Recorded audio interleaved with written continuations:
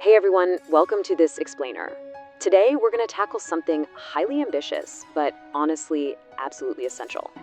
We're mapping out the complex, sometimes totally tangled web of our life goals. Every ambition, every New Year's resolution, whether that's running a marathon or finally writing that book, fits into a specific taxonomy. And understanding that taxonomy, well, that's the secret to actually achieving them. Seriously, take a second and ask yourself, what are you actually chasing? Think about the energy you're expending this very moment. What is truly driving your plans for this upcoming weekend? And how does that compare to your grand, lifelong ambitions? So often we sprint through our days without even realizing that the finish line we're aiming for might not even be on the right track. To get us on the right track, here is our roadmap.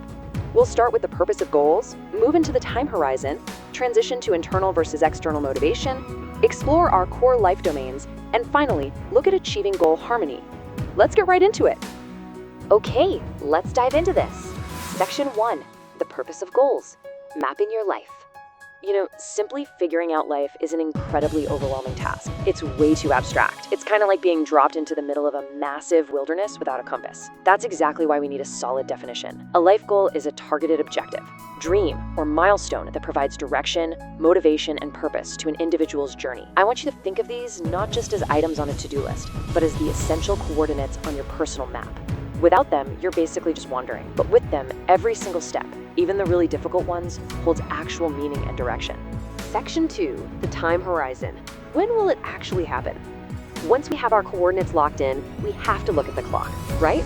This is the first major categorization of our goal taxonomy, the time frame.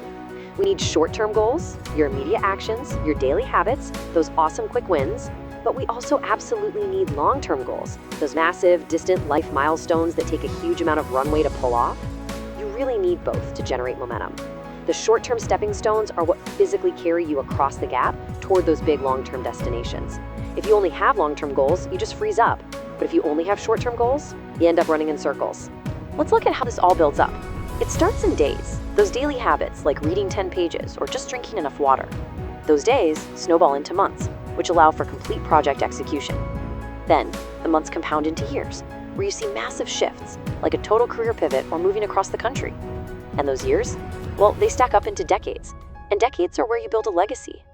Your short-term daily habits literally dictate your decade-long legacy over time. It's a continuous, unbroken chain of compounding momentum. Section 3, internal versus external motivation, the why. Now, what's really interesting here is that knowing when you want something just isn't enough. We have to shift our focus to the why, the core psychological drivers behind our ambitions. Why do we wake up early? Why do we push through adversity? Well, it comes down to a fierce tension. On one side, we have intrinsic goals, powered by joy, growth, and deep personal satisfaction. You do it simply because you love it. And we pit that directly against extrinsic goals, like money, status, the applause of the crowd, external validation. We live in a world that heavily markets extrinsic rewards, but honestly, it relies entirely on intrinsic drivers for you to actually be happy. And here's the absolutely crucial point. Let's really slow down for a second. Intrinsic motivation is the fuel that sustains us long after extrinsic rewards fade away. I want you to really think about that. When the money runs out, or the applause stops, or that shiny new title loses its luster, if you don't have intrinsic motivation, you will quit. Deep, foundational, internal drivers are literally the only things that give you true long-term endurance. Section 4, the core life domains, where we focus. Okay, so we've talked about the abstract psychology, the time horizons, and the motivation. Now, where do these timelines and motivations actually play out in real life? They play out in 4 major arenas: career and professional, relationships and family, health and fitness, and personal growth and learning. These are the main arenas. Pretty much every single goal you have likely falls neatly into one of these buckets. Let's see how our previous concepts apply here. Take career goals, for example. You can view this single domain through 2 entirely different lenses. You could aim for climbing the corporate ladder, which is a highly extrinsic, validation-driven goal, or actually, scratch that. Your career goal could be mastering a craft you genuinely love, which is a deeply intrinsic goal. It's the exact same domain, but an entirely different fuel source. Or consider relationship goals, cultivating deep support systems and prioritizing real human connection. I point this out because it's vital to remember that not all life goals are about rigid, measurable productivity. You aren't just some machine trying to optimize output. Some of the absolute most vital coordinates on your life map are simply about deep, meaningful connection with the people around you. Section 5. Achieving Goal Harmony. Balancing the map. So, what happens when your career goals start sabotaging your relationship goals or your health goals? You only have 100% of your energy to give.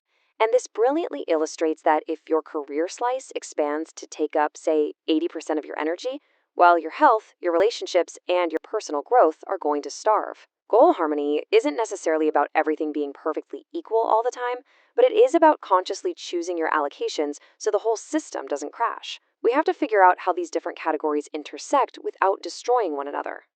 So, how do we apply this taxonomy to your life today? Here is a clear, structured procedure for you. Step 1. Audit your current ambitions. Literally write them down. What are you actually trying to do? Step 2. Identify the driving motivations. Are they internal or external? Be honest with yourself. Are you doing this for joy or for status? And step 3. Adjust for harmony across all your life domains. If your energy is dangerously lopsided, you have the power to rebalance it right now. What you should really take away from all of this is that true success isn't just about reaching the destination, it's about maintaining a balanced portfolio of goals along the journey. Understanding this mix of short-term stepping stones, long-term visions, and intrinsic versus extrinsic drivers, that is what prevents burnout. It's what keeps you fulfilled and not just busy. I want to leave you with this. Look closely at the map you've been navigating by. Seriously evaluate your ambitions the moment this explainer is over. Are the goals you are fiercely chasing today actually leading to the destination you want tomorrow? Remember, it's your map. Make sure you are the one drawing the lines.